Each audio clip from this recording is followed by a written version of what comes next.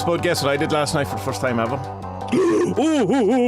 A. No, it's not. It's probably not cool. It's probably not. Well, I think it's cool. A, B, C, D, E, F, G. I don't know. What did you do? I played Dungeons and Dragons. I knew you'd have that reaction. Don't get excited, Spud. Right. You won't like it. Okay, Tommy. So, how's your week been, Tommy? Is it any good, Tommy? Is it like, remember the cartoon from the 80s that never finished? You remember that? Or the 80s, 90s? They did get home months though, didn't they? And then decided to go back, because that's a trope of these things. Did they go back? I thought the series didn't finish and they were just no, like I mean in the middle of it, not the kind of end one. Oh, you're right, actually. Yeah, that's right. Yeah, I like that program, but it probably had nothing to do with the game, did it? I have no idea. Well, I don't know anything about the game other than last night we were just kind of getting a general introduction and creating the characters, but it was really funny because no one's taking it tremendously seriously. Everyone just wants to have a bit of crack in the evening, like, you know. But yeah, hold on, now you have to create. You're not just given like a list of characters you can be. I think there's many ways of doing it, but this one is there's like classes and there's races. Oh god! That sounds like when you buy like the Division or one of those games and you're like, oh, for you spent 2 hours getting your man's cheekbones right. You're like, okay, I'm gonna make this guy look exactly nothing like me. Yeah. So he's tall, handsome, and black. Obviously, you know, he has a sexy haircut and lots of scars. And then, like, why did I spend half an hour doing that? I don't even remember what he looks like now because you just see the back of his head in the game. Yeah. It's the same in Cyberpunk 2077. You spend all this time, well, not really that long because it's not that great, and then you never see him because it's first person. So it's just ridiculous, isn't it? Yeah. You know, why did they do that? I presume the game is loading stuff behind it, is it? No. It's people love that. That's a huge, like, that was one of the things people give out about Cyberpunk was that they felt let down in the creation of the character. God, people love it. I understand, but what I tend to do is spend, like, say in the Division, you spend ages as you do in the character, and then go, I'll play the rest for tomorrow. Yeah. Yeah, no, it's good. It's people I know. One guy who I go to cinema with, he, and then another guy who I used to be in bands with and stuff years ago, and then two other people I don't know, and it's just a bit of crack. Oh, so these are Irish people. These aren't nerdy Yanks. No. I see. People from the I know in a sense. So they are nerds. Oh yeah, I mean definitely, yeah. One guy who I didn't know, and he's out in his man cave out in the shed, and it's just full of Funko Pops and all this kind of cool stuff or whatever. So like proper nerds, yeah. Like I mean, there's no question about it. Like, I've never heard Funko Pops called cool before. Well, it depends on who you're talking to. I have any number of Funko. I can't get it. Well, I have functional ones. Who did I see? The video you sent me about the Flat Earth thing. He had some Pickle Rick ones, and I was like, oh, okay, they look pretty cool. Yeah. There is some cool. Pickle Rick's my favourite cartoon episode of anything ever. I just love it. It's amazing. Pickle Rick! I think it's like, I suppose, but they're a good present for nearly everyone, because like say you're into Guns N' Roses and go, what I get him? You can get him a Slash one, you know what I mean? Like there's or an Axl Rose or stuff like that. They're kind of cool, kind of throwaway kind of presents, I suppose, for people. You know, the type of presents you get, go, well, I don't want this, but I understand why you bought it for me. But I like I got them to use as servitors, so they're cool. Yeah, I wrote down in my little notebook here, lay off the fucking voodoo dolls, because you're getting my whole family into magic here. It's nothing to do with me, man. I don't know. I'm fucking doing sigils and fucking. I have a Spud Funko Pop doll. He's tall, handsome, and black. Full of scars. I came downstairs the other day and Aga's like, I'll be doing one of the interviews that we don't have to mention, but it's a surprise for everyone. And she was like, interview Satan. Yeah, I interviewed Satan for the podcast. And she's like, oh God, are you okay? You're going to give out? I'm like, what's wrong? Is it the young one was crying, and she was crying for ages. I'm like, I didn't hear a thing. She's like, okay, because we were doing this kind of thing where I said to Mickey, right, just ignore her and just deep breaths, ignore her, she's not there. What? Deep breaths, ignore her, she's not there. I'm like, you're doing magic. No. It's not magic to me. Mm-hmm. And then Mickey has this thing lately where he has this big cardboard box that like when you send your artwork, they're in the cylindrical things. So it's like one of them, but it's massive. It's massive. Yeah. It's massive. And what he does is when no one's looking, he puts a Hot Wheels car into it. Right. And then he turns around and turns it upside down and does hocus pocus, abracadabra, shibidaba, hoodabada. And he goes, whoa, and then there's a car. And Hobby's like, wow, well done, man. You're like, whoa, it's brilliant. And it's what, like, why? Stay away from my family, Tommy. What are you doing? Reading and pretend I'm not here. Yeah, it's a bit mad. It's catching. And now she's reading the PDF that Dom sent me about the noting the Vipassana stuff. And we watched the Vipassana documentary last night. In what one? Prisons in India. One. Yeah. Oh, in India. It's interesting. No, I've seen one, prisons in America. I didn't see the India one. All right, I'll send it to you after we're done. We could no, maybe we could do it. It's pretty old. It's so old. It's like 1998 or 3 or something. Oh, like no that. way! That's like almost a million years ago. It's like the square. Oh yeah, no. Aspect Square proportions on the screen. There's no HD. Everyone. What's the color grading like? It's I don't know. I mean, they all look Indian. You know, you can tell who they are. that's what you mean. It's in India. Oh yeah, how's colour grading? I meant from a technical thing, not as a race thing. How's their Right. colour grading? What? Some sort of KKK member. And then there's a couple of token whiteys. There's like Of course. there's an Aussie guy. Oh yeah, mate. They say they got fucking hair on me, mate. That's a terrible accent. That's all right. Sorry, But I can't mostly tell the difference between Australian accents and English accents. Anyway, Yeah, I can't discern them at all. And then occasionally said African, but that can be easier. Certain words, once you hear certain words, you know the way like Canadians, the oot. A boot. You immediately know that like there's certain Yeah, Vervaeke does the odd one, doesn't he? And you're like, Canada, yeah. blame Canada, blame Canada. Great song. That was like the movie, wasn't it? Was it the movie or an episode? South Park. I don't remember. Just the movie, as far as I know. Maybe, I don't know. It all blends into one at one stage, isn't it? Yeah, there's so many episodes. It becomes like The Simpsons. You know, there's too many. They're still making The Simpsons. Like, who's watching The Isn't Simpsons? that mad, isn't it? Yeah. Apparently, he had a CPAP machine, the thing that I have for sleep, Right, the sleep right. apnea thing. It's like, oh god, this is getting too real now. You know? I mean, they've predicted everything. They predicted Trump, predicted the end of the world, and all that stuff. What's his name? Has a new video on YouTube. Do you watch him? Let me know. He's called Lemino. Lemino.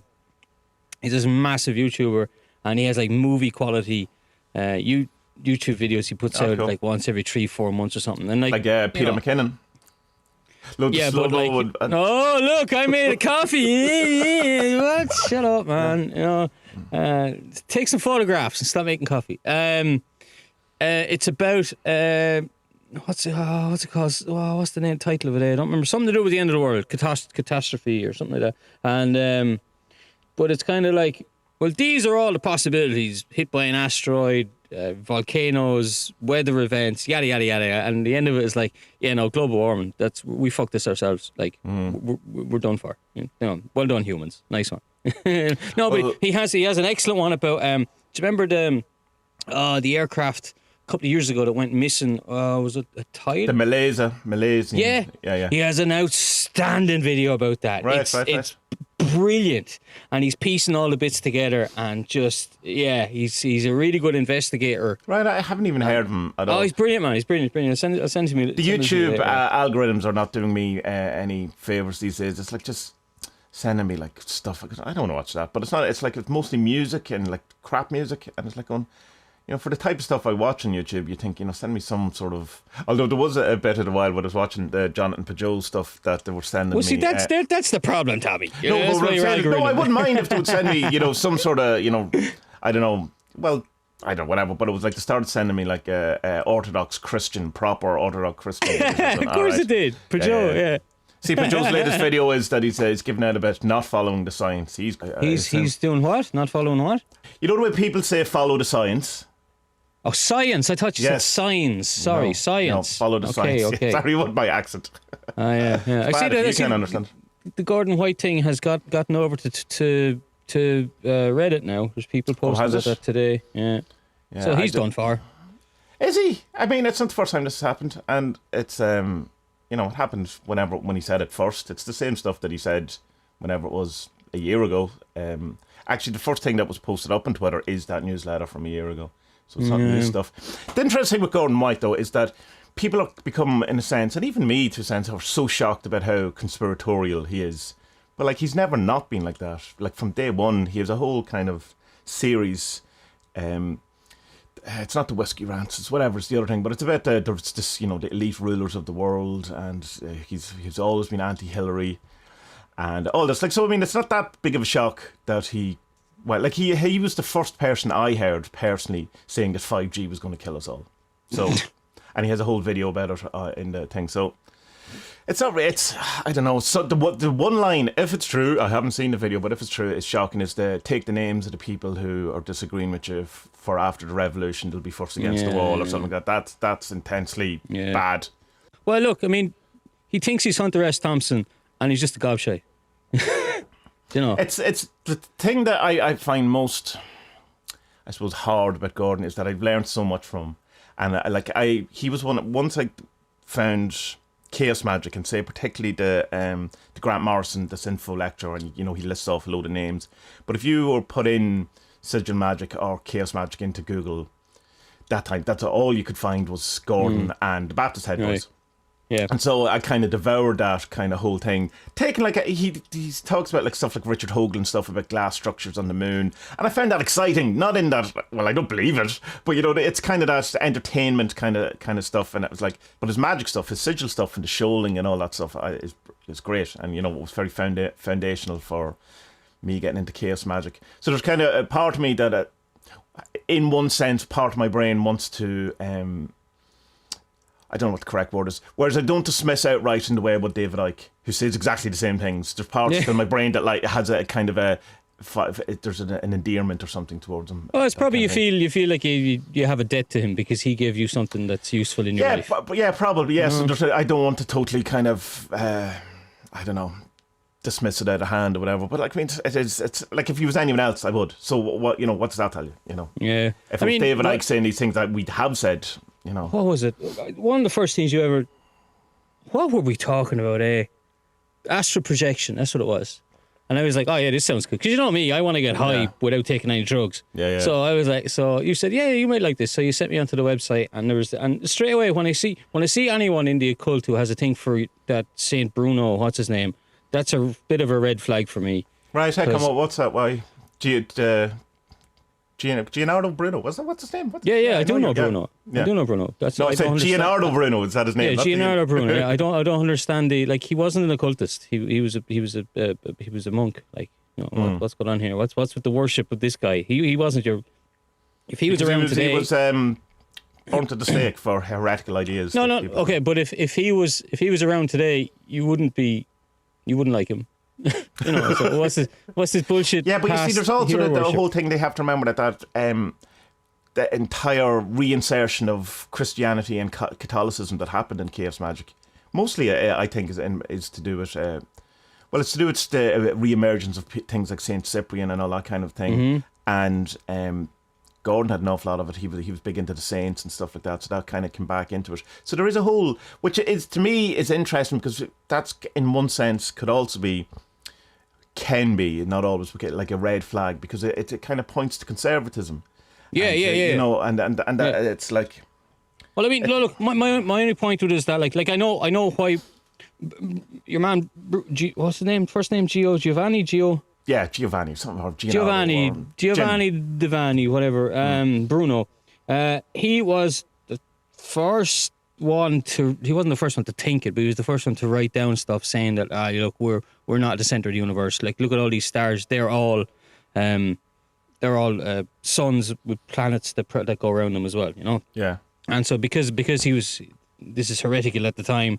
Now this is translated into him being some occult hero, and it's like, no, that's not it. Like, right. If you're gonna worship Bruno, like, why not Copernicus?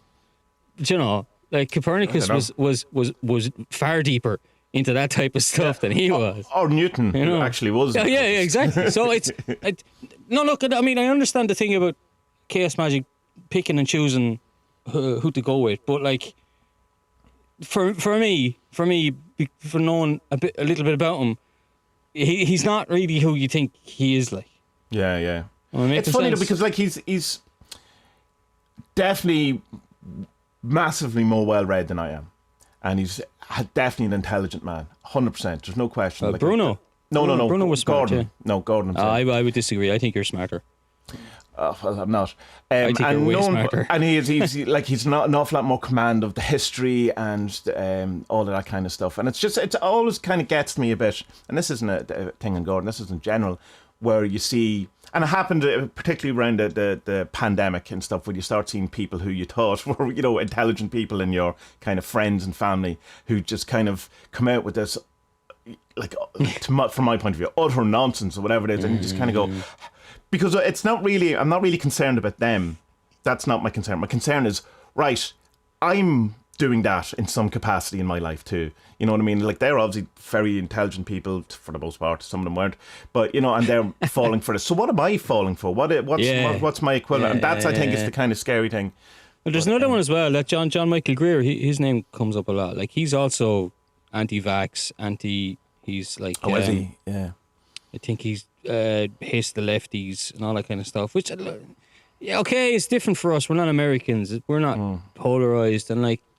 Particularly in Ireland, when our opposing parties are actually in government together at the minute. Like, yeah, that's how unpolarised Ireland is. And as well, like no American wants to get lectured on their own politics from foreigners. Like, I understand that. You know what I mean? Yeah. So, but like, well, for example, that Foolish Fish guy. The videos that we like. Yeah. You're going to say something like, well, he's a racist. No. He seems absolutely lovely, Side. What a lovely man. And does great reviews of books. But he had one there a while ago I was reading. Some Druid one. And then there was a Golden Dawn one as well. Sorry. No. He was doing a Druid one. And he was saying, yeah, you'll know this name, John Michael Greer, because he did the recent... reedition of the big Golden Dawn book. Oh yeah, you know the one with the rosy cross on it. And and then he had a few other books that he had done, and he's like, oh, he really knows his stuff. And I was like, well, like, this is the thing with, say, I suppose this is the problem that me and you have with Jordan Peterson as well. It's like, okay, he knows his stuff there. He knows his stuff as a clinical psychologist. Like if I sign up to his newsletter and he's going to be on about how vaccinations are, terrible for us, rub a potato on the fucking shot mark or whatever, and it draws out the mercury. You get the fuck out of here. And it's like, for me though, it's really hard for me to trust someone on the thing that they're supposed to be very, very good about when they're so bad at normal life. Yeah. I can absolutely get that. Yeah, but like, none of us are saints. No, but it's like it's the problem isn't that they're good in one area and bad at life. That's fine, because we're all like that. It's that they think they're good at life, and they put for, or it's like your man Neil Donald. What's his name? The Black Science dude. What's his name? I can never remember. Neil deGrasse Tyson. That's him. I was thinking Neil Donald Walsh, which is the guy who wrote Conversations with God. Very different guy. Sounds like he's from Donegal. Yeah. He just looks like Santa Claus. He's very interesting. He kind of oversteps his mark and stop talking. You don't. He's not talking about stuff that he oversteps boundaries to women as well. Apparently. Oh, does he? Yeah. Stuff about him as well. But he's kind of like the kind of person I kind of see as that being the kind of epitome of that, where he says something because he's qualified in one area, and then he, if you say something about politics or whatever, it seems to have you're meant to take it as the same level of quality of thought or education or whatever it is, authority. But it's like you go, no, that's not. I suppose. Look, look, what's good. I think something that's good about both of us, and a few of the other people who I speak regularly on your Discord and that, is that there's a healthy bit of skepticism that me and you have towards stuff, and like, I think maybe lately I'm willing to go a little bit more further than you, but like, that doesn't mean that like in 2 or 3 months time it could flip around. Oh yeah, absolutely. Yeah. But I think it's really good to keep healthy skepticism regarding someone. Like, it's weird the way that I just couldn't. As soon as I listened to one or two, I think I was into my second what's it called? Rune Soup podcast. I don't like this guy. It was very immediate. I remember you very immediately. There's something wrong about this fella. And I couldn't put it together until I started seeing his writing, and I was like, this is paranoid, delusional. That's what this is. Hepped up on sauce and just You know. Yeah, I don't think he should be cancelled though. In the same thing that we were talking No, about. no, I don't think either. Yeah. I don't think either. I mean, I think, yeah, but like, but well, I mean, then again, like, he shouldn't be cancelled. But like, I mean, yeah, okay, go off the parlour or go to the 8 shoot or whatever. Well, it's his own website. That's the thing. That's the problem. Like, you have to sign up to the newsletter. You have to engage with him. He's not coming to you. Yeah. He's not. But I mean, I saw on the. I don't think there's that many comments on the Reddit thing, but I saw one person standing up for him, and he just got slaughtered. You know. So, and I don't like that about the cancel culture. But then again, like, I mean, he is calling for people to be put up against the wall and shot. Yeah, or something. You know, that's a very odd wording. Whatever that. That's that pretty whole bad. thing Like, is. Yeah. you know, like, cop on to yourself, Gordon. Putting people with different opinions up against the wall and shot, like, just ignore them or don't talk to them or don't be friends. Don't send Christmas cards. That's the best way to get back at someone in Ireland. Don't send them a Christmas card. Yeah. Fucking bitch, I'll show her. I won't send her a card. Yeah, the whole thing, I don't know. It makes me feel odd. I don't like it. The whole thing's a bit sad from all angles, I think. Yeah, because there's another element of it as well that, like, you don't want to get sucked into too much. There's this whole there's the cancelling and is getting him off stuff, so social media, but then there's also the witch hunt.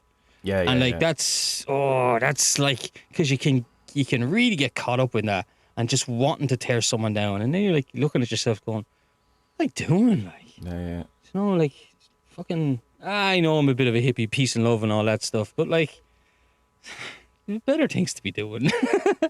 Yeah, but I suppose from their point of view, it's like that whole thing of saying that, oh, well, no, all it takes is for, good men to do nothing, all that kind of stuff, that you're letting it go. I don't know the answer. It's not my decision to make. And yeah, of course. It's hard to know. It's hard to know what to do. We're having these big existential crises since the year turned, huh? It's crazy. Like, there's so much going on at the minute. Like, apart from, so we have like the standard pandemic lockdown stuff that's going on.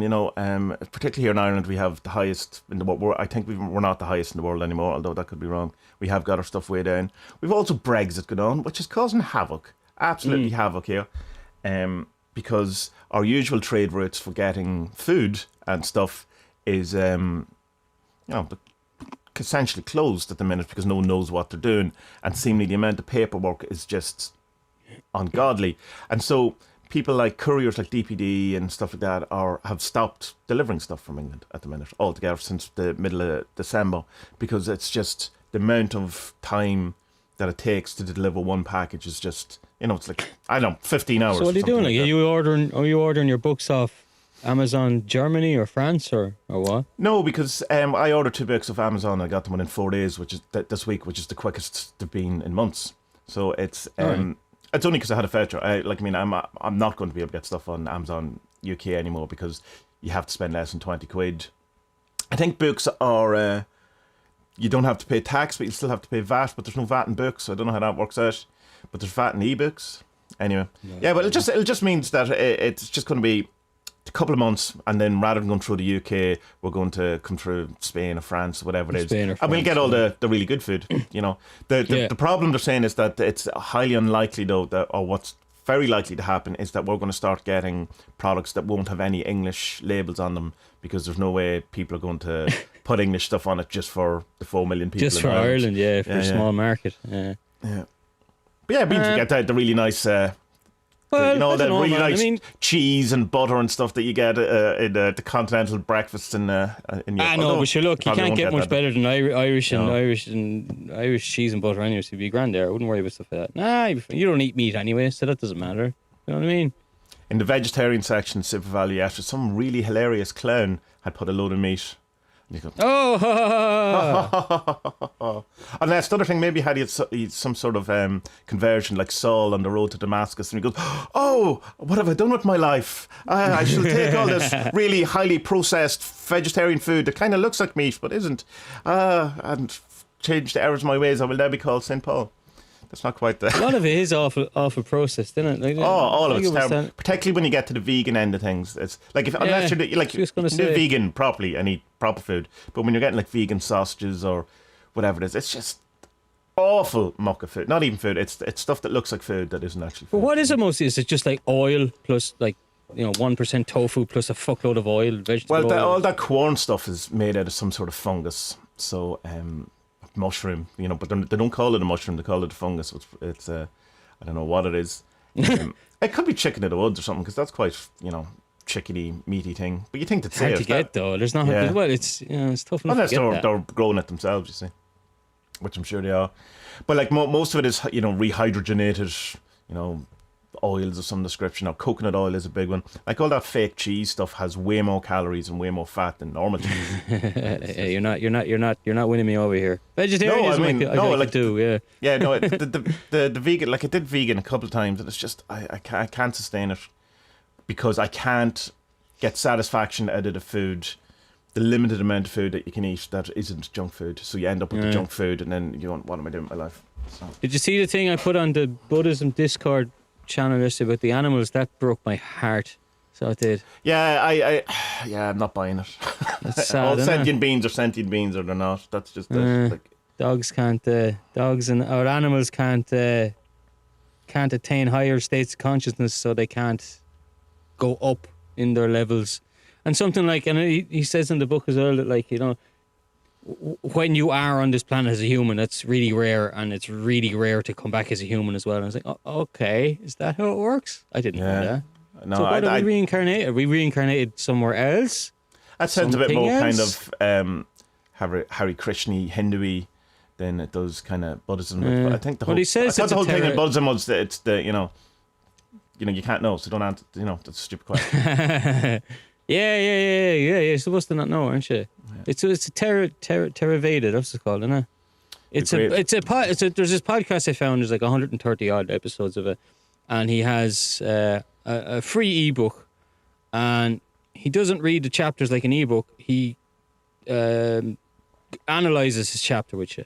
Oh, So right, okay. it's the book isn't written very well. It's not great, but it's every sentence is a fact. You get me? It's written in that style rather than it being a coherent piece of literature. Not coherent, it is coherent. But you know what I mean? It's not something where you're like, oh yeah, I really enjoyed reading this book. It's like just fact, trivia, fact kind of stuff. Of course, the older idea is that, not older idea, but the other idea is that animals are precursors to humans, and particularly domesticated animals. It's their life before they become a human, because they are slowly, getting to terms or getting to know what it's like to be a human and stuff like that. But then it came out that, oh no, currently the door is closed for animals to ascend because there's too many humans. And we're all just like, how do you know that? Shut up. Have a slap. Steiner had stuff like that as well, but Steiner stuff wasn't that nice to like disabled people and stuff. That Stuart Wilde has that kind of thing, so that the first kind of human life is like some sort of physically challenged or mentally challenged person, because they're so well cared for and all. Like, I can't imagine that's a particularly easy life to start off from. No, not at all. That's obviously, I'd say that's what Stuart Wilde must get it from, because from the Steiner or true theosophy, that lineage. Maybe so. It's not nice. Not stuff. nice, But no. like Steiner, this isn't it. Like what we were saying earlier, Steiner seems to be so wrong about so many things, but when there's a piece of writing that speaks to you and you're like, oh yeah, that makes sense. Like, what? And his farming works. It works. Oh, gee, the farming madness. 100% works. Absolutely works. Actually, that reminds me, spring is coming. I need to buy some. I need to buy some cow shit that has been stored in its own horn over the winter months.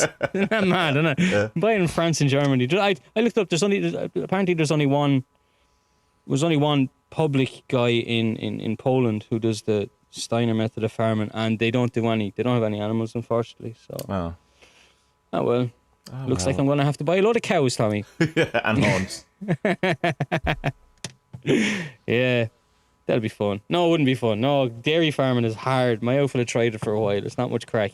Right. Really not much crack. No, God, no. Milking them every day and feeding them and looking after them. They're nice animals, though, cows. They're smart. Yeah, they're very, good very, very crack. friendly. Yeah, they're good crack.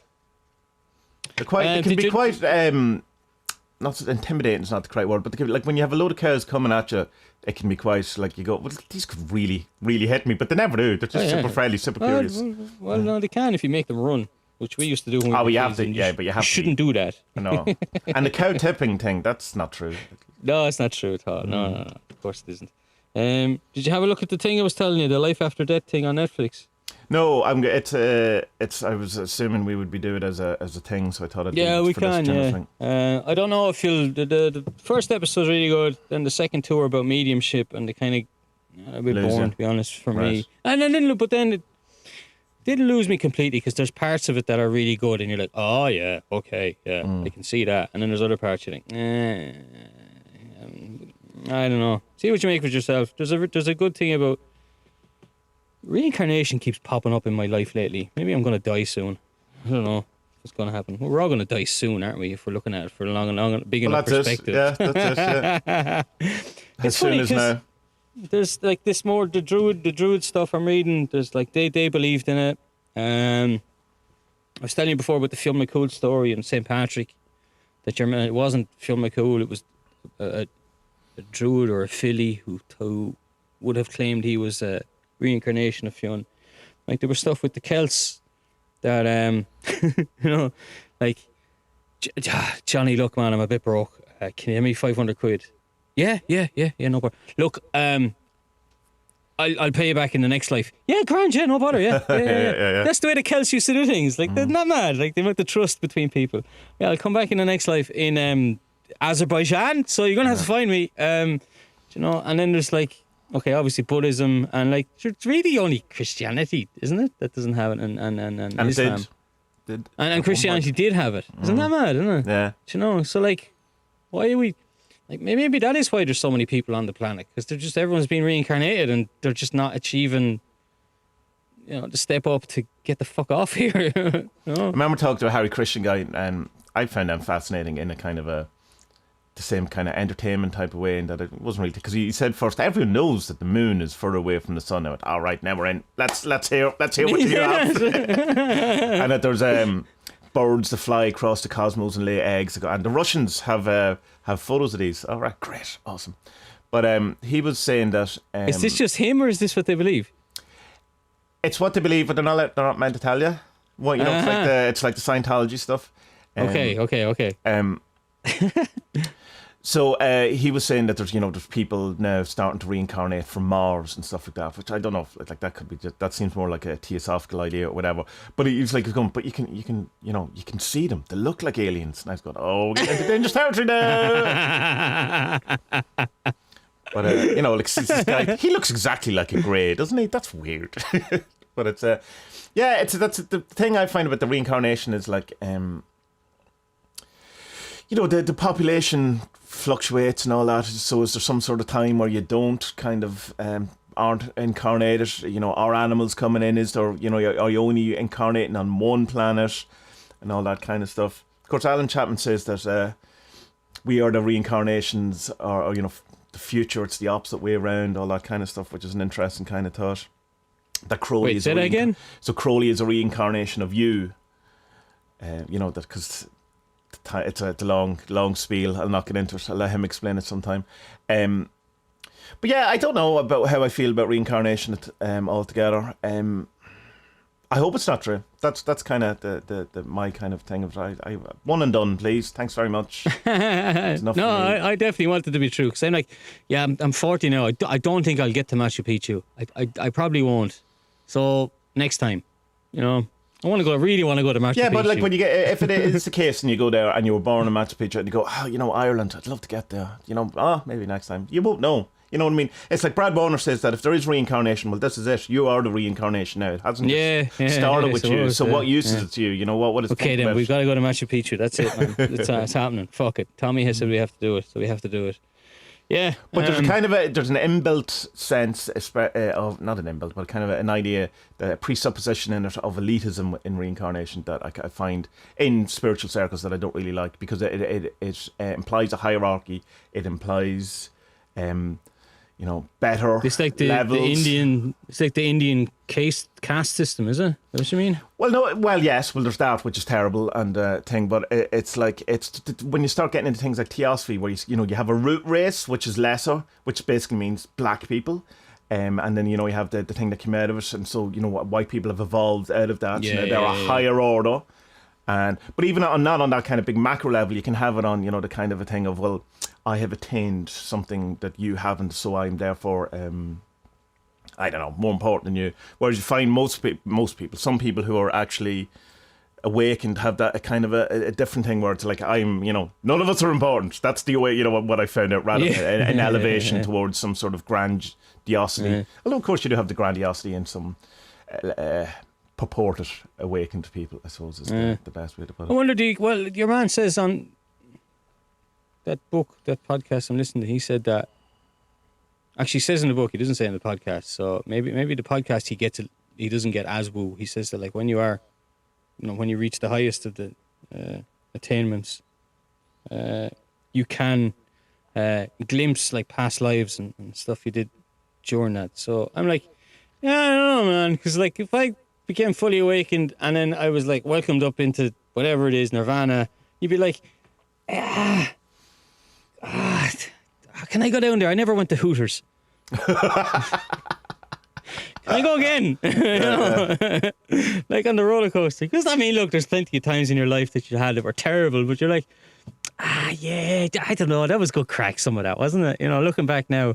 But sure, you're born without the memory. That's the worst thing. Like, I mean, why can't you just be like... Well, the other thing, course, is that it could be that everything is, it's not that you have Tommy's going on right now and then he dies and he becomes John. It's like Tommy and John is happening right now because everything is simultaneous and everything's in the thing.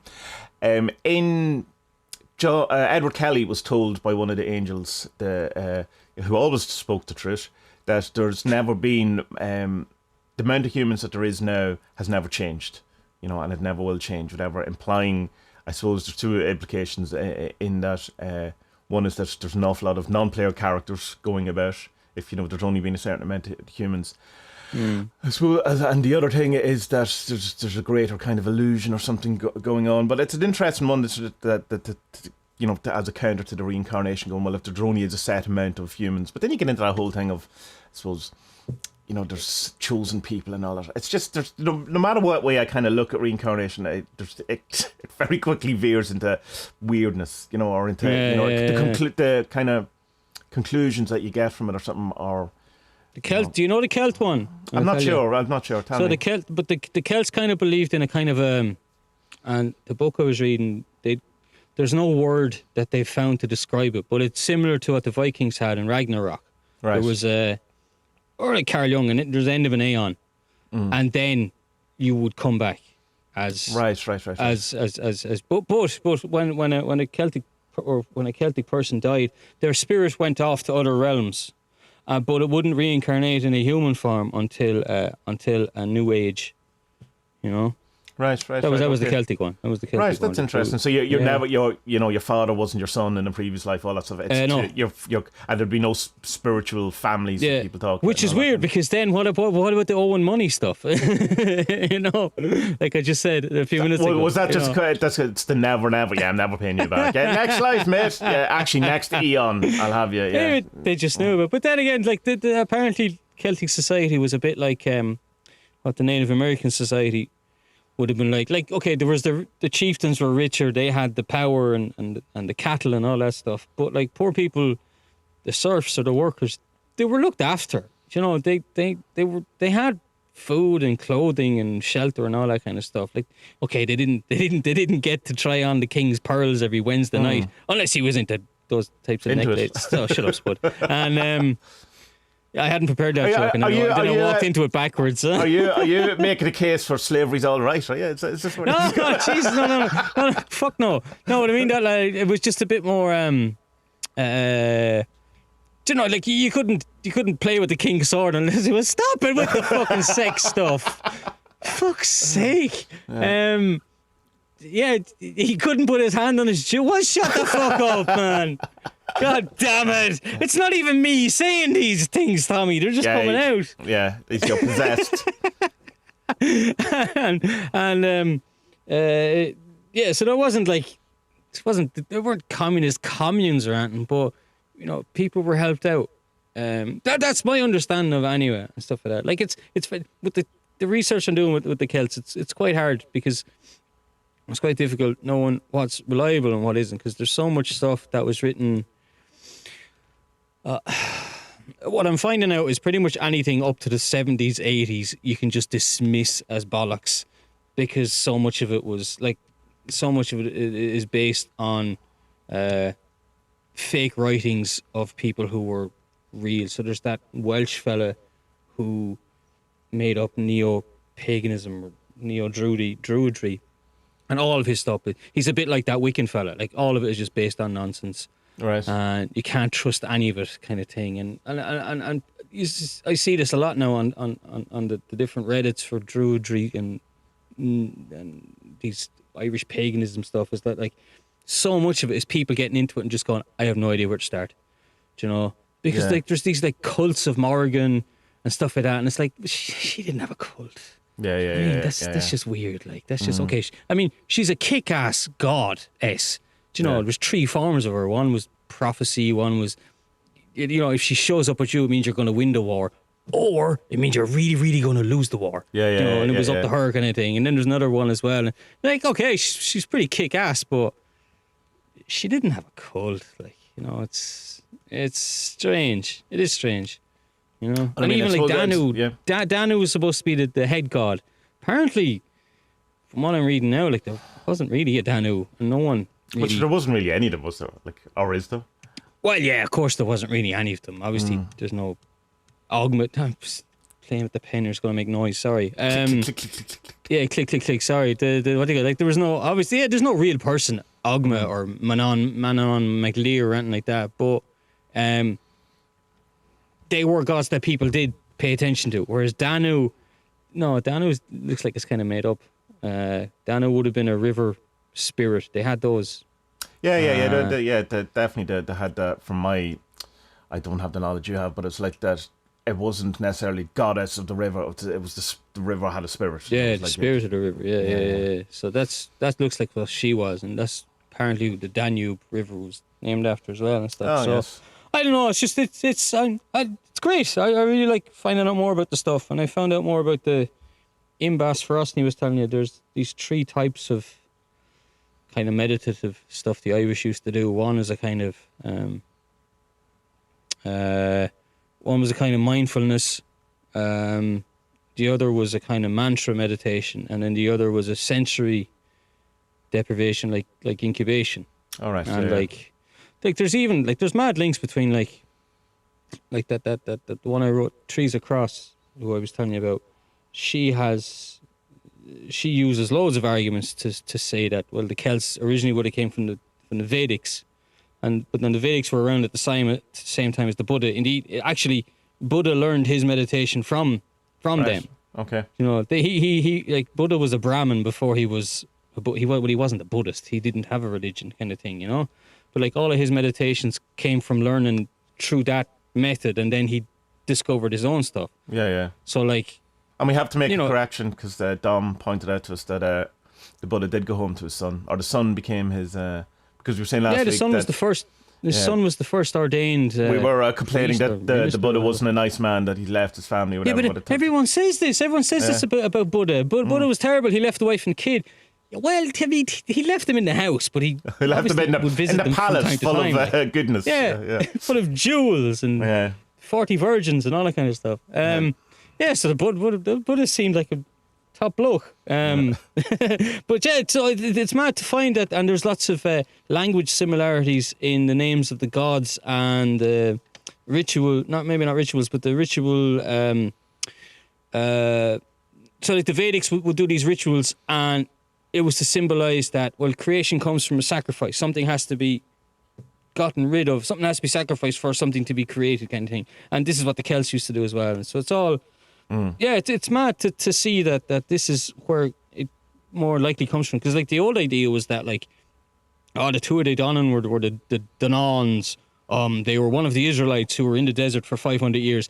No, that is not what happened at all. It's just made up stuff to make, English and Irish literature types feel important about themselves, kind of thing. I suppose there's the other one as well, that Set from the Adam and Eve stories came to Ireland, and that's how it all started as well. Yeah. Yeah, no. No. Yeah, no, that's not what happened at all. Right, do we want to talk about this documentary then? Yeah. Yeah, so it's Room 237, which is a look at the kind of conspiracy, it's not really conspiracy, the theories behind Stanley Kubrick's movie version of Stephen King's book, The Shining. And it is directed by the guy who did a documentary called The Nightmare, which we previously talked about. I don't think you got to see The Nightmare in the end, but we did talk about it. Yeah, I had to see the other one, didn't I? Yeah. And his new movie is coming out soon. It's called Glitch in the Matrix. So you enjoyed this, yeah? Yeah, man, I loved it. That was great. Right. Because, you hated it. Yeah, it's terrible documentary with no redeeming features whatsoever. You hated it that much? It's an awful documentary, yeah. It's really, it's like, it's really badly made. It's utter rubbish in everything it says. And I don't know, without being too kind of, well, what did you like about it? But like, I'm genuinely interested. What did you like about it? Like, I liked a lot of it. Well, I like The Shining. The Shining be one of my top favourite films. Yeah, I like The Shining too. I have to say that first. Did you like, by the way, Dr. Sleep? Or whatever. Is that what it's called, Dr. Sleep? The new one, Ewan McGregor one. No, I don't know that. Oh, it's awesome. You should watch it. It's really good. It's the Stephen sequel. King, is it? It's the sequel to Shining. Yeah, it's his son. It's about his son. All right. Yeah. Really Uh-huh. good. Yeah. Okay. And what does he It's one of those, it's surprisingly good. You know, you can go, a sequel. And it's a sequel to the movie, not to the book. Because Stephen King did a book sequel called the same thing, but it's a sequel to his book, whereas when they did the movie, it's a sequel to the movie. It's quite interesting. Yeah, because Stephen King's Shining is meant to be awful. I haven't seen that. I only film as well, seen, didn't he? yeah, it's like a TV movie thing. You know your man from, Yeah. is it from Wings or something, whatever that, like one of those kind of Paul actors. McCartney? Yeah, Paul McCartney is Jack Torrance. Jack Torrance. What did I like about it? So it puts together these theories that Kubrick was telling the audience that this isn't about just a boy who has this shining power. It's about, take your pick, the genocide of the American Indians, the World War II, the Holocaust of the Jewish people. Well, the Holocaust, okay, idiot. That, what was the other one? The moon landing. It was his kind of, not apology, but his way of saying, yeah, look, I did it and I didn't have a choice. I had to do it. And then the other one was this kind of magic thing about the Minotaur. And how it was a maze and all that stuff. And I suppose, I'm saying this with someone else that the listeners will get to hear soon enough as well. I don't like bringing his name up every fucking podcast recently, but the difference... How to explain this? So say with your man, with Johnny Peugeot, he piles on this symbolism for us to get. You know what I mean? Whereas with this is people watching it on their own and finding meaning in it. And I like that. Right. You know, because it's not like with Peugeot, I feel like I'm being hit over the head and saying, this is what it is, this is what it is, this is what it is. You must believe this, you puny, idiotic person who knows nothing and can't make up your own mind. But I have to say, like, I am that type of person. Like, I don't look up the meanings of songs. I hardly ever look up the lyrics of songs, because for me, the song is what I make of it. And it's the same with art. I don't look up the meaning of the art. It's like, what does it mean to me? That's because my opinion is not as more important than the artist, but it's... No, it is. Like, I mean, that is what you're saying, and that's cool. You know what I mean? Like, I don't think... No, it's the same. I'm not saying it's better or it's worse. It's just... Well, I mean, it's your opinion of it is more relevant to you than what the Exactly, artist. yeah, because it's mine, yeah. And so, like, I can watch The Shining. I've watched The Shining loads of times. Yeah. Loads of times. And I've never seen any of these mean it. Yeah, that's because it's not in it, yeah. At all. You know? But there are some strange things like the fucking... What changed my mind on it was that someone says that they spoke to the hotel manager, and they were saying that Kubrick rang the manager and says, look, we're thinking about doing the film. We want to do it there. It looks like a nice place. I'm going to send up some people to talk to you. But what would happen is Kubrick would actually ring this hotel manager every couple of days for hours at a time, finding out more and more about the hotel. And so his team go up there. So three or four people went up there, and they stayed in Colorado for 3 or 4 months, just researching the fucking shit out of Colorado to find out what as much as they could about it. And I think a lot of the information was put into it. So I think it's kind of I'm not buying the World War II stuff. No, just on that thing isn't. That's a first hand that happened. That's a guy who, is not even a talking head because it was just him on a phone line saying that he did this. It's not even an interview with the hotel manager at all. So is that even true? We don't know. The guy who's Stanley Kubrick's assistant through all this thinks everything in this movie is total bullshit. So he doesn't collaborate. Is he not in it? No, he's not. It's just whatever. He's not in the film. What do you mean he's not in the documentary? Yeah. No, he's not. No. Just reading what he said after. I know. What do you want to do with digital research for? I find it fascinating that you can. That I thought you would hate this, given that your feelings towards Jonathan Pajot and is kind of looking into stuff, and at least his stuff is valid for the most part, or makes sense. I don't think it is. You see. Yeah, but why? How can you possibly take the beginning of this? It's a guy starts making a theory about the film from the film poster, that this film is about the Holocaust from the film poster, from a sentence on it, and I'm going, what? That's ridiculous. But then, okay. Well, what I mean is that so he takes this idea and then he builds on it and he puts together what he thinks is proof of it. Yeah. Yeah. Whereas with Pajot, yeah, right, a bullshitter can spot a bullshitter, Tommy. I'm a bullshitter. He's a bullshitter. No, right, fine, whatever. But you're willing to accept someone who says that something ridiculous about something and go, that's cool. No, and then someone has something and gets somewhat valid, depending on what way you want to. And a lot of what Jonathan Pajot says is valid. I know you disagree, but it is. Yeah. But for me, whatever. Yeah. I'm not saying what do I know, but it's just I find it I think this documentary is the epitome of everything that's wrong with conspiracy and magical thought and everything. I just think it's a terrible documentary. I think it's it kind of validates the whole notion of the type of society we have at the minute, where your opinion is as valid as everyone else's because you've decided it's true. And I think I don't think that's healthy for society. And I don't think there's not one thing in that documentary that is in any way convincing about anything other than, until it was halfway through when I was talking to it, I was going, oh, hold on, this is taking the piss out of these people. And I think it might be. I think it might be going, like that point where there's the guy and he's talking, and then in the middle of it he starts going, oh, hold on, my son's going crazy in the background. I have to calm down. Go, who made this? It's, I don't know. I found it very annoying, I have to say. The Minotaur thing, right? That is based on one poster in the entire thing, and it's not a Minotaur. It's definitely a scale. There's no question of it. No. Hey, look, I'm saying the whole reason of why he's saying it's about the Holocaust is because the typewriter is German made. Ridiculous. Yeah, that's nonsense as well. Yeah. So that's what I said. It's not the Holocaust for me. No. But it's also not the Minotaur, which you said as well. I think the Red Indian thing is the most likely. Do you know? Fine, but I don't think the film is about Red Indians. I think there's a motif in it that's about it, because it's built on the Indian graveyard. There is all the kind of stuff in it. There's pictures, whatever. But it's not about the Indian Holocaust. It's definitely not. Oh no, it's about Danny. Danny has the shining. That's what the film is about. Yeah, but this documentary saying it is actually really about, which it isn't. Yeah, no, it's not. I'm not saying it is, but I like this documentary. Right. Well, explain to me. I have to get my head around. Yeah. but I don't know. Maybe it's just because I really like The Shining. Like, this could have been about a film I don't like, and maybe I would have hated it.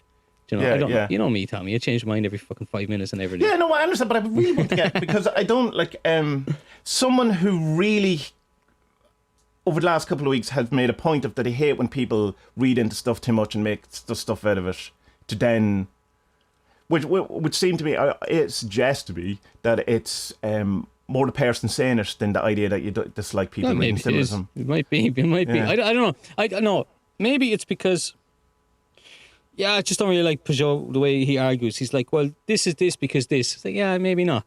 I have to stop. I'm not massive on Pajot either. I'm not defending him. But I'm just trying to get my head around Mind you. Yeah. Like, I mean, like, there's even, like if you were into the moon landing stuff, I could see you, or the moon landing being faked, I could see you going with the theory that's in this as well. Do you know? Because the guy who puts forward the theory is fucking adamant that he's also spoken to people who were working with Kubrick and faked it, you know. And like, you know what? Maybe he did. Maybe it was fake, but like they still did go. You know, maybe these were just the backup tapes or whatever. You know, because like. But how is this any different other than the stakes are a bit higher than say David Icke theories about the world, or even whatever Gordon White's theories or whoever it is? Like it's the same level of. No, Tommy, it's a film. It's just a film. It's just. I know, a film. but I mean, David Icke's just a documentary. That David Icke thing we watch as well. Like, what's the? I know what's that's what I'm saying. The stakes are higher, but I'm saying the underlying. Well, that's it. That's it. That's what makes the stakes higher. Is that like right. David Icke is talking about like 5G, we're all gonna die, yada yada yada, and it's like no, that's not true. Whereas this is it's like, for me, it's like when I'm sitting around with the lads and we're talking about films and. You know, stuff like this will come out. No, I think it's about this. Or I think it's about that. And it's like, our opinions, none of our opinions are worth shit. But we're just, what's the word? Spitballing about bullshit, culture bullshit. It's not real life. You know what I mean? It's a distraction. So, I think that's why I liked it. Right. You know, because it's not like with Peugeot, the stakes are quite high with him because, you know, he's talking about books that 3 religions are based on. You know? Yeah. And I'm like, what gives this fella the right to say the stuff he's saying? No one, because he's not qualified to do any of it. You know, that's what I don't like about him. You know? But I would definitely say more people have seen this documentary than has even heard of Jonathan Peugeot. So it's like definitely more people. It's affected more people and influenced more people. And most people who have seen it think it's brilliant. Like I don't. Yeah, but the ratings are pretty bad. IMDb has only 6 out of 10 or 6. Well, that's pretty good for a documentary. Like, is it? I think so. Maybe I don't know. Yeah. I don't know. Maybe. I tell you, had I watched this a couple of years ago, I'd probably been like, "Great, this is cool." Thing. Yeah. I just feel that this is type of thinking and this type of promotion, as if there's an agenda behind it, and but like this normalization of it is, I think, the reason why we have the world we have. I think it's that it allows anyone to have kind of any mad kind of view on whatever they want, and it to be that has to be accepted as a view because you know it's no, I don't think it has to be accepted. Like I mean, I don't. Or whatever, I don't not accepted, but like it's like of. No, but like, look, like of the 4 main theories that are put forward, I'm only possibly buying one of them. Do you know what I mean? So, but like, I think if you're going to have an opinion, I mean, you need to be able to back it up. And the people in this, in fairness to them, they do try and back up all the theories. There's a pretty good one about how the house is, or the hotel is your subconscious, and because it, like, stuff in the hotel seems to move, the architecture of it, or the layout of it doesn't work. You see Jack Nicholson walking down along the main counter, and you see the back wall, and you're okay. So in your head, the back wall that's where the windows will be. But he turns left suddenly, and then turns a sharp right, and suddenly he's in the main manager's office, and there's this massive window out with sunlight coming in. It's like, and you don't notice it, but your subconscious notices it, and it's going, something's not right here. You know, and it makes is that just before the handshake with the penis? I was looking at such bullshit. I was looking at it going, have they blurred out the penis? No, it's just a sunspot. Get the fuck out of here. It's not even the sunspot, it's a paper tray. It's just a thing that's on his desk. Okay, that's what it was. And then the other one where it goes, when he's driving down the road, it goes, and on one shot you could see a very clear airbrush Stanley Kubrick in the clouds. You go, no, that wasn't there at all. I like the way they crashed the fucking red Volkswagen though. That was Kubrick's fuck you to Stephen King. That's the That was funny. Stephen King was bitching about he's changing so much, and then so in the book it was a red Volkswagen that they were driving, so he put it in this massive crash at the side of the road, like, so that's funny. I mean, the forwards and backwards thing was quite interesting, but as someone pointed out, and whatever I was reading that, when things line up. And he says, well, of course things are going to line up because, there's so much centered stuff. And he says, there's the one big bit where he goes down, when the car hits, the photo hits, and Jack Nicholson's name all hit at exactly the right time. And he goes, yeah, if you move either of them 20 seconds either way, it still hits. It's not, because everything is centered. So, but no, I was the same with that. I was like, because like, it'd just take, it'd take literal years of editing to get stuff like that right, and it's not worth it. It's kind of like sometimes bands will do stuff like that, and apparently Tom York was really pissed off at Radiohead fans not finding something. I think. Do you know this one about the binary? No. That fucking pen, I keep clicking it. Sorry. I didn't bring any coffee up with me today because the last couple of episodes I've been all hyped up and hyper, and I was like, I won't drink any coffee today, and now I'm all like fidgety. So there's this probably thing take some Coke. I know, yes. 5G! Well, if you make these sigils and put them all together and think of fish, then the whale, I don't know. OK Computer, that's the really good one, isn't it? After the Benz. OK Computer and In Rainbows. Okay. If you play track 1, OK Computer, track 1, track 2 with track 2, track 3, track 3. The endings of track 1 just has the same key or note as the beginning of the next one. And apparently it took something like 12 years for people to figure this out. And Tom York was really pissed off about this. And I think the reason he's pissed off about it is because people don't play albums the way they used to. They're not like CDs or records. Everything is digital, so you don't get a chance. You don't come up with ideas to like, if I tape these two together, these will happen. Like, it took years and years, and it does work. It definitely does work, and it's something that they've said that they did on purpose. So you can find the torrent where it's already done for you as well, so you don't have to do it. Even better. It's great. Like that. It's great. I think it's, what do they call it? Binary Radiohead or 1010 Radiohead, something like that. You'll find it, and it's cool. The other thing about this documentary is it's terribly put together. Like, I mean, I know it's an older kind of documentary, but it's very much like a YouTube documentary. Like, it's that kind of standard. Oh, it's not even clips and there's no people, Yeah, and the people themselves have obviously recorded it themselves. Your man hasn't even gone and interviewed them or anything. You really hated this. Oh, yeah, man, I really didn't enjoy it. But it was funny. I'm more annoyed about it now than I was at the time. But it's just, I suppose, speaking it out loud kind of has that thing. There's another one that I thought was interesting, and they were saying that the house is the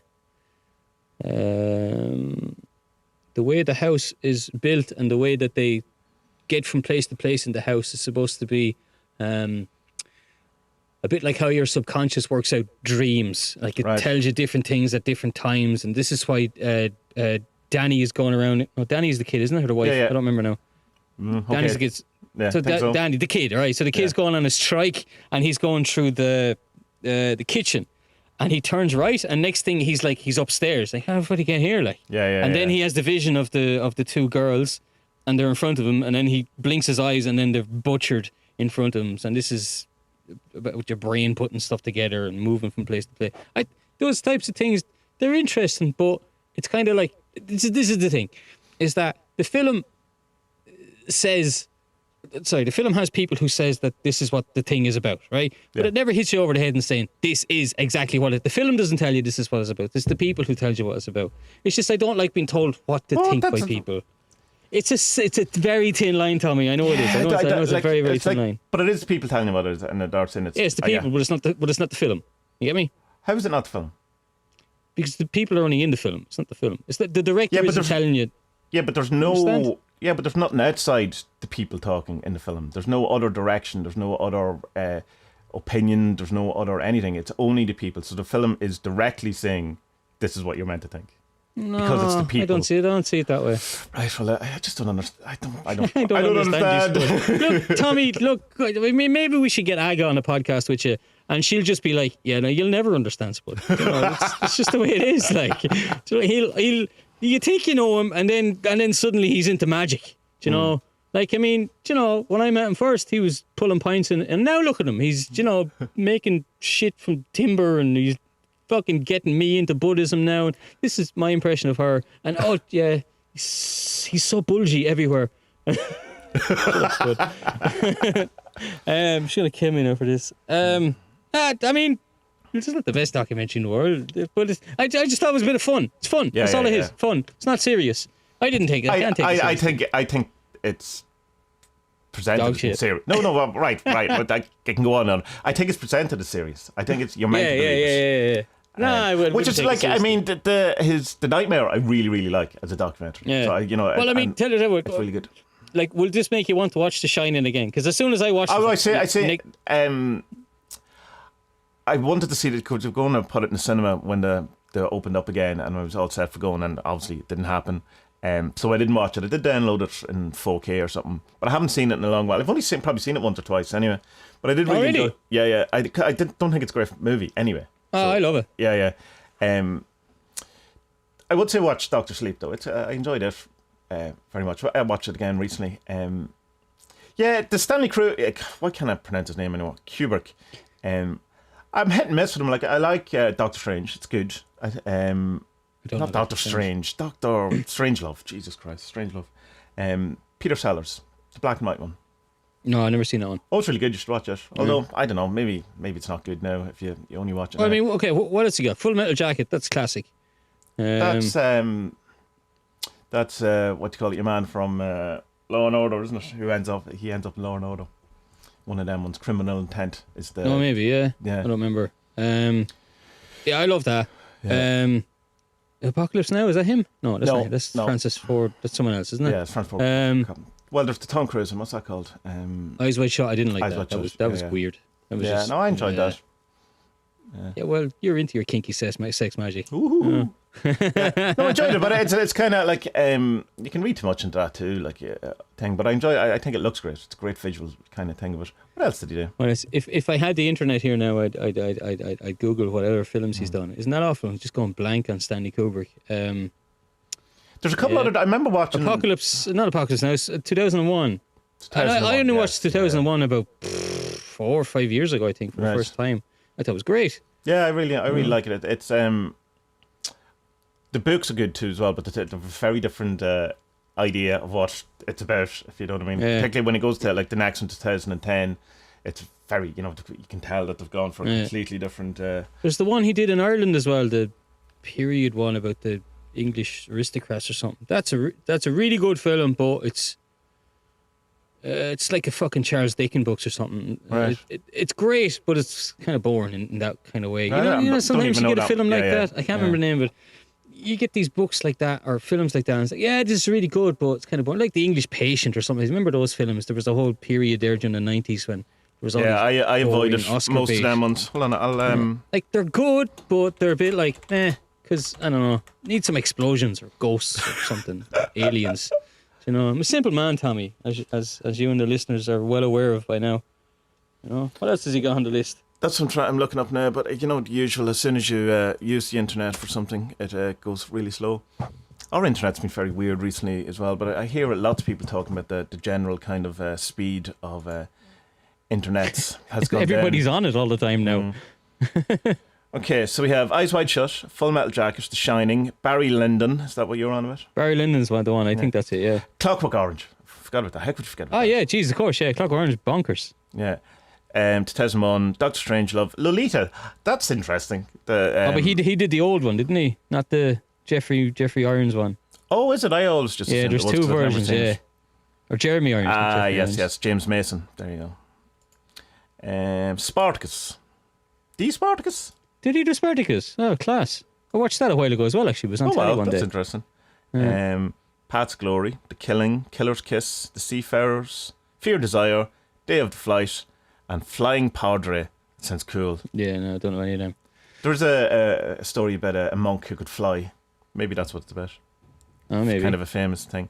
Spartacus, Yeah. that's interesting. That's like it. That's one of those Stanley Kubrick. Oh, fuck off, Tommy's mouth. Kubrick. Stanley Kubrick's. He's the type of guy that not most people, a lot of people lie about. In that, oh yeah, I'm a big fan. I've watched all his films. He's one of those you're meant to know all the films and you're meant to know all that. Yeah. And I definitely don't. I do. I watched a couple of documentaries about him. There's a few good ones. Not a couple of years ago when I was, I don't know, just got into. Why did I get into? I obviously seen a documentary and then watched some more about it. He's a very interesting guy, and nuts, obviously, and he. I think there's definitely loads of stuff in The Shining, and he definitely did stuff. I doubt we'll ever know what it is, because he seems to be making movies for himself more than anything. Yeah. I think. I'd say there's a lot of symbolism he did put into it. Yeah. But they make the point in it as well as like a lot of this stuff is jokes. Like it's just him fucking with people, which is like cool. I told you could look at the Apollo 11 jump bump that the kid's wearing, and you can go, oh, that's him apologising. There's a conclusion. Or you could go, there's him making a laugh at the fact that everyone is saying that I faked the thing, and it's just a little Easter egg. There you go. I'd say that's what it is. Yeah. Easter eggs is what they're called now, isn't it? In games and stuff. Yeah, I'd say it's far more likely as that, because there's the what's it?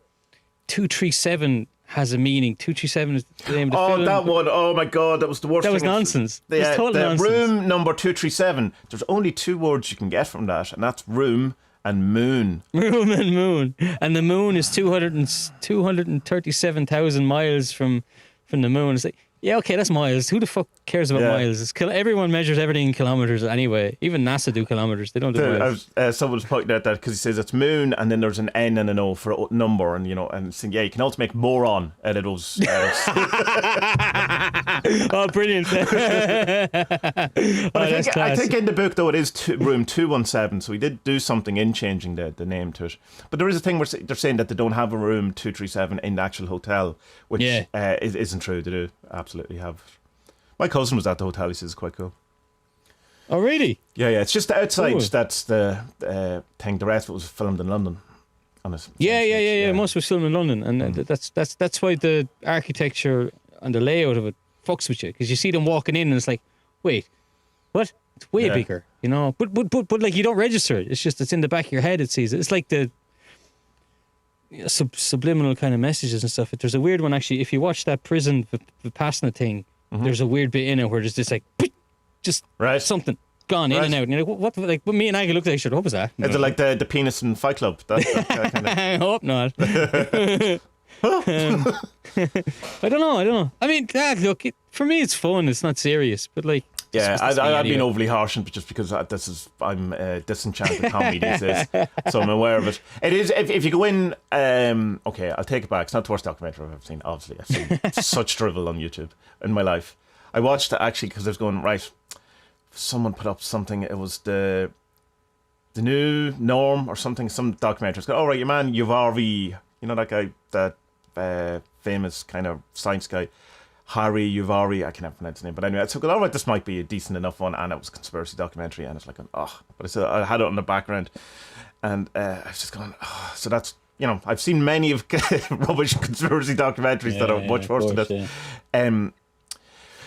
If you go in for a bit of crack and a bit of thing, but it's just like, my concern, I'll repeat it one more time, is that the QAnon stuff and the connections they make are exactly the same type of connections that the people in this documentary make towards a film, and it's an eye-opener in the way of seeing, and particularly watching that look at what's it called, Searching for the Flat Earth, that other documentary we watched this week, where Searching for Flat Earth, it's really good in that it kind of starts off as here's the flat earth, and he kind of debunks it, has a look, he says that's not enough, and then around 40-minute marks go, and here's what happened out of all of that. And it kind of explains why people become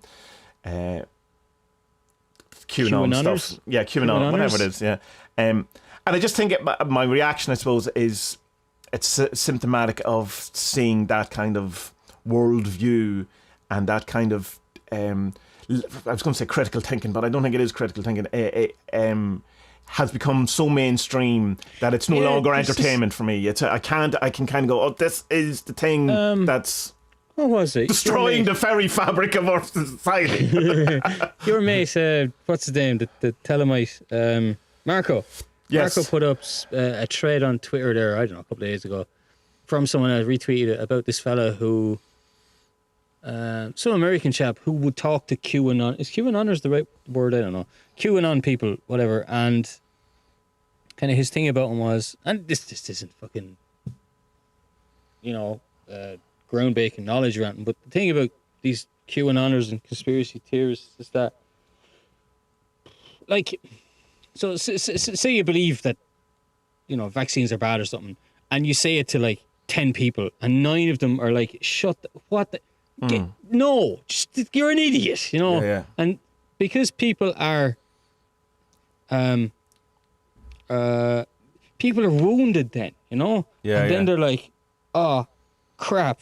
And instead of like having the wherewithal or the confidence to maybe question their woundedness or why they're wounded, and instead of saying, oh, actually, maybe I am wrong, what they do is they kind of turn inside and they're like, no, they're why are they doing this is an attack on, they take everything personally. Yeah, and then yeah. they just are attracted to their forums and their internet places, message boards. Have you heard of these message boards and chat rooms, Tommy? I think they're going to really work out well on the internet. I think they're going to be massive. Yeah. And so they just That's the biggest thing they're next to attracted. come. They're attracted to like-minded people. Yeah, you know? yeah. And instead of that's I find that a bizarre thing with people, in that people aren't willing to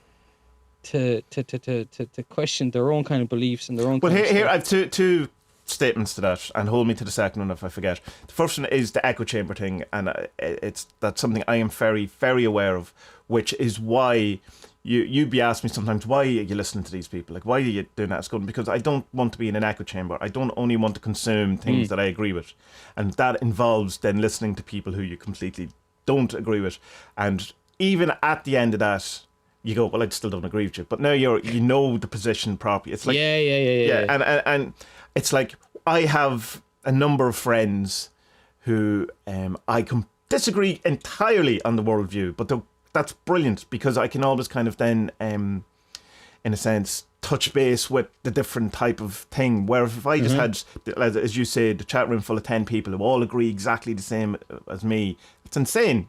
You know, you're going totally. nowhere. So I think it's for me, it's always important. But the only thing is, what I tend to do is probably lend too much credence to at the time I'm doing it. You know, that I do have that kind of where I can get into it, and I have to be aware of sometimes to pull back or to.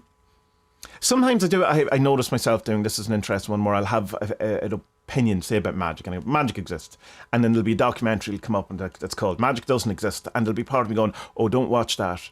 And I go, no, I'm definitely watching it now because because you're going, oh no, they might say something that's going to disagree with you, and that's a thing I have to. And then at the end of it, it turns out that it's I don't know, something about room 37 or something that's ruined your life. But the other thing about that's the type of stuff, my second point is that when you have this kind of conspiratorial thinking and you have all this, it stops people who have a legitimate question or concern about something being able to voice that. It's like, well, hold on, I'm not anti-vax or I'm not, it's whatever, but I am concerned that this, vaccination was only made in, 4.5 weeks in someone's garden or whatever. Just, and it's like, no, we have to be able to talk about all of these things. So it's like, well, this is the healthy skepticism we were talking about earlier. Yeah, but it's like but it's that both. thing that we've talked about before, that there's so many things that you're not allowed to talk about anymore. Yeah, and it's the whole thing is a bit. I mean, of back in the old days, Ireland used to have these places where they used to just put the vaccines into babies nobody owned. Oh man, I've stayed away from all of that this week. I don't think I'll recover from reading it. Like it's. Have you been reading it? Is it? Have you delved into it properly or anything? For people who don't know, there was a huge outcry this week over mother and baby homes. Is that what they were called in Ireland? And the level of nastiness, evil that happened in them over the years. I can't. I'd get in a hole if I started reading that. It's very hard to see how the church in Ireland can like, it's very strange. It's like, if you look at it from the outside, you're like, Jesus, the Irish church is taking an awful pounding. Surely this is the bottom of the ladder. Sure, this is it. Yeah. And then something else comes along, and they sink down even further. It's like they got to be dead now. It's just it. Like they're just. I think the Irish are just going to be like the Czechs, and just everyone's going to be atheists except for the Polish people living there. Which is exactly the same as Czech Republic. Right. The only Catholics are the Polish people who live there. Oh, it's so bizarre. Weird. It's awful. It's terrible what they did, and you shouldn't be making jokes about it. Shouldn't be making jokes. Well, about no, it, I don't. 'cause I they don't. got away with- It's one of those things that's so horrifying that your only reaction is to total despair or in some You way. can't believe it. Like, What- you just what's can't it- believe that people. Like, you're a person of God and you're doing this. What the fuck? Yeah, all in the name of like you would like to think, and I have to assume that most people, even when they do these unspeakable acts, they have in some way of thinking they're doing the right thing rather than just. But I don't think that's necessarily true. I don't know. I've heard some horrible stories of what people do. That No, but look, no it's way like you can it's get like, your head it's around like it. you've said it before. I've said it before. Like the way that left-handedness was beaten out of our parents, Yeah, beaten yeah, out of yeah. my mother and your father, Yeah. and like they thought they were doing the right thing. Yeah, the people yeah, bit it yeah. out of them. What? No, I don't know. very bizarre how, but very good how our standards have changed over the years. Thank fuck. Yeah. You know.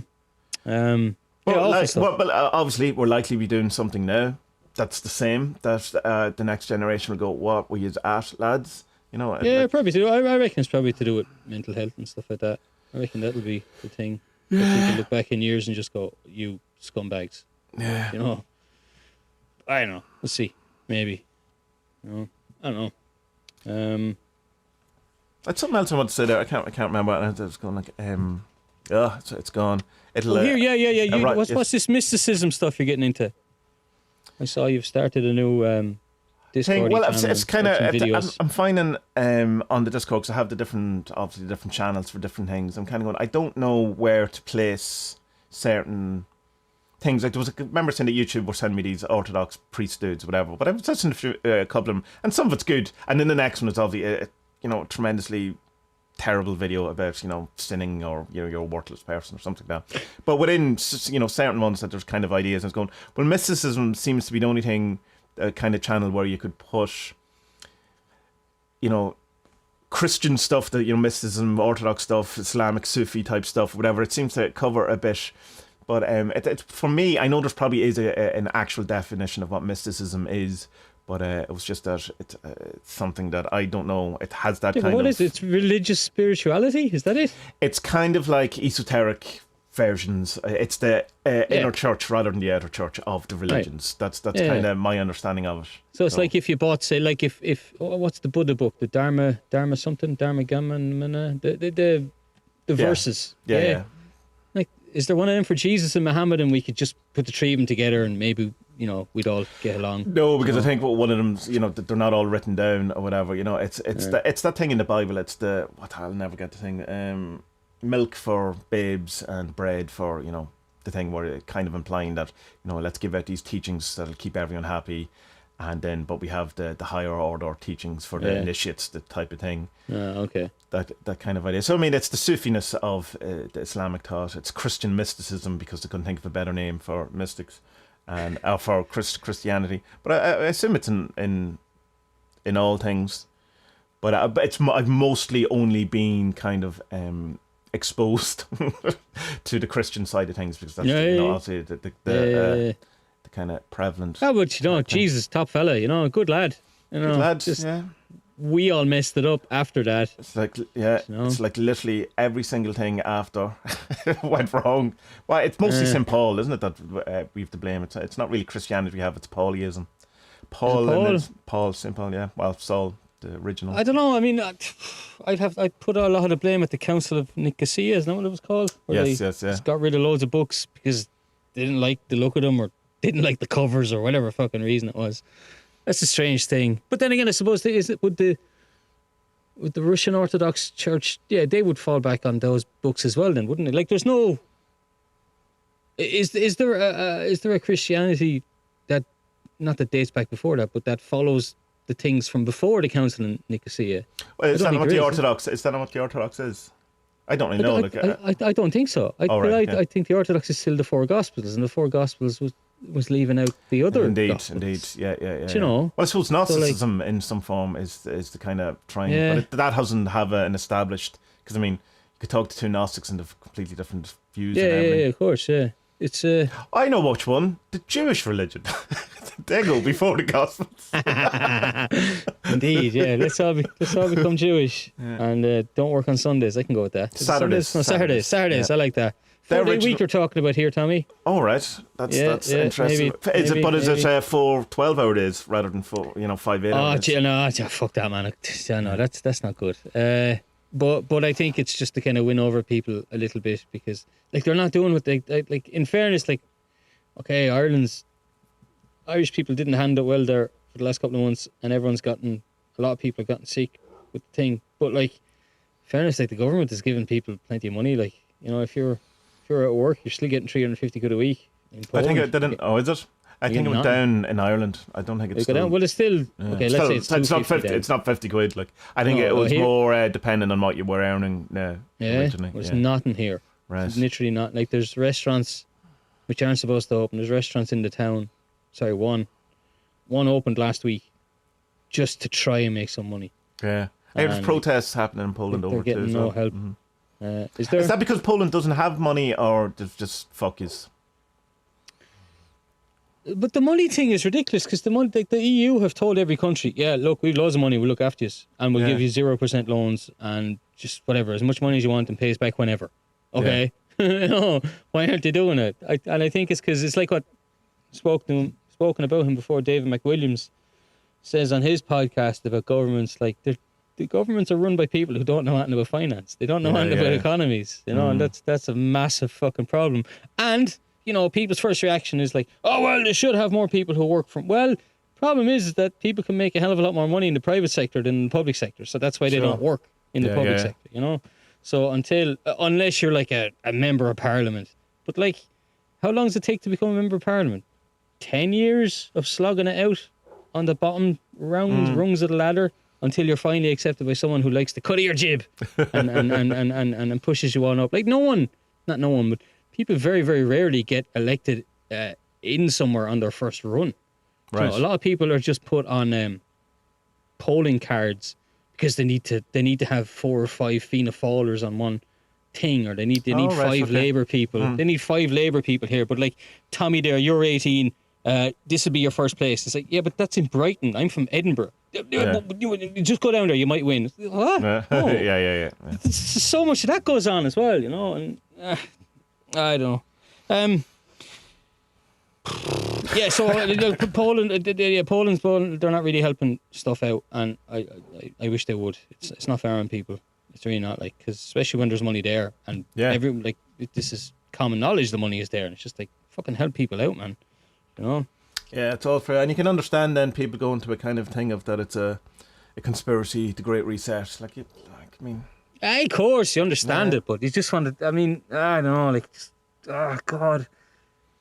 I mean, you don't want to be lecturing people on like, oh, you should do this, you should do that. No, do what you're going to do, but like, I don't know. I think it helped a bit of skepticism, or maybe not even skepticism is the right word, but a bit of, what's that horrible thing they say that they should have in constructive thinking? Is that what they call it? Critical thinking. Critical thinking, critical thinking. That like, oh yeah, blue sky, critical thinking. What the fuck are you talking? Well, you might hit the glass ceiling. What? What are you talking about? The buzzwords. But going forward with critical thinking towards our blue sky have the glass ceiling. So what? Tommy. I think at the minute, and I'm definitely suffering from it. So I assume a lot of people are suffering from it.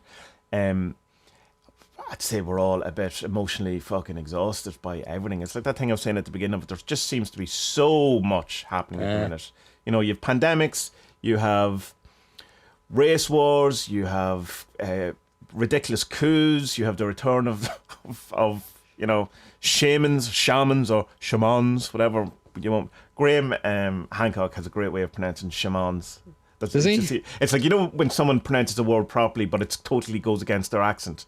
It's like, and it's like shaman, and you go like, what? So you probably pronounced it right, but it just sounds weird. But like, you have Brexit, you have, I know Brexit doesn't affect people in America, but it certainly affects, and doesn't affect you. Well, it might, I don't know if it does. But it's like then in the middle of it, trying to, I don't know. Trying to not get sick. Yeah, trying to and infect all your raise family. a 2-year-old, keep your marriage going, have a podcast, trying to do your comic, trying to interview. I was saying to you last week that, and I wrote it in the article that I did about the Ingram's book. I was like, we have to do more of these 30 30-day challenges thing. And I was thinking today, I was like, no, we're not going to do any more. Tommy has enough to do. I have enough to do. Yeah. We'll be all right. We could do a 30-day challenge of, take it easy for 30 days. That would be a hard one. I don't know if day four, Tommy takes on 6 new projects. Exactly. It's like, no, we're taking on enough. I think, it's, we'll come back together. We do a podcast every week about this stuff anyway. Yeah. Do you know what I mean?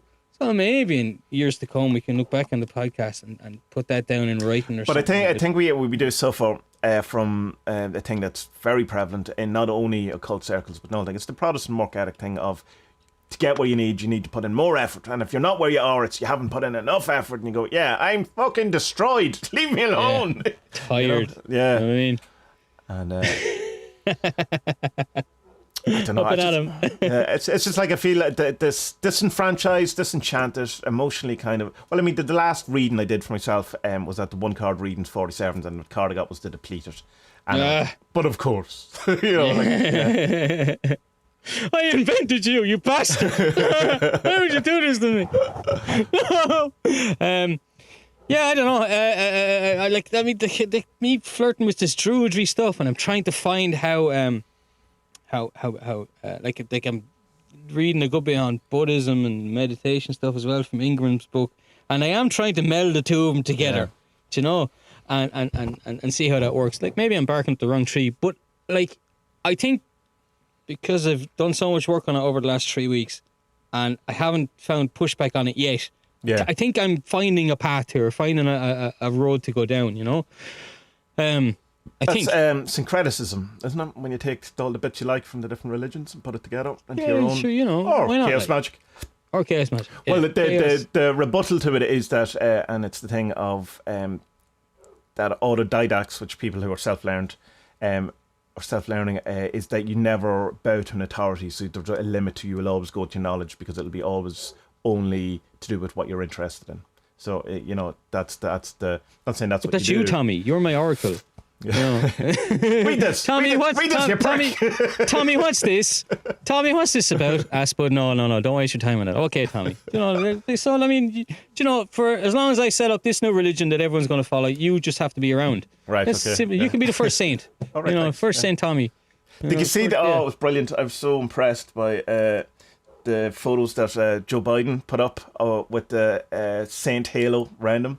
So it's like a flag in the background with stars. Like the European Union stars. Well, obviously it wasn't. But they had his head lined up perfectly. So but like, not only once, but in 4 photos, I've seen it from different angles where they had it on his head. Right. I see what you're doing there. Well, come on, Joe. Yeah, fair play. Yeah. I wonder, I hope America heals itself a bit. But then again, maybe it should just lie down in the corner like a sick dog and lick its wounds and think about what it's done. Is that not what's kind of... It's not. I don't know. It'll be... when we're on the podcast this time next year, we'll have to make a mental note just to has it going, we hadn't a clue how worse it was going to get. Or would it be, that really that sorted itself out. It's just Trump left and everyone kind of settled down. The war kicked off again in the Middle East, but that's fine. That was bound to happen, whatever. When is the thing? Is it today, the inauguration? The 20th, tomorrow. Tomorrow, okay. Well, good luck, everyone. Yeah. And goodbye.